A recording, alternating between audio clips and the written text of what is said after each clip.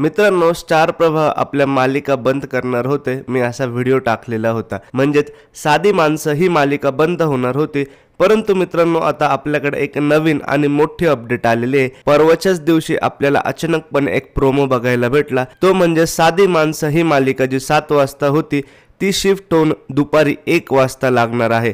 हो मित्रांनो, ज्या संध्याकाळच्या स्लॉट मधली मालिका होती ती आता 1 वाजता लागणार आहे। आपण आधी व्हिडिओ बनवला होता की साधी माणसं ही मालिका बंद होणार आहे, जशी माहिती आपल्याकडे आली होती त्याचप्रमाणे आपण व्हिडिओ बनवलेला होता। आता असं समजतंय मित्रांनो की दुपारच्या सत्रातील सर्वात फेमस मालिका जिने स्टार प्रवाहाचा दुपारचा TRP सगळ्यात वरती आणला आणि दुपारच्या मालिकांचा कमबॅक केला, अशी आपल्या लग्नाची बेडी ही मालिका बंद होणार आहे।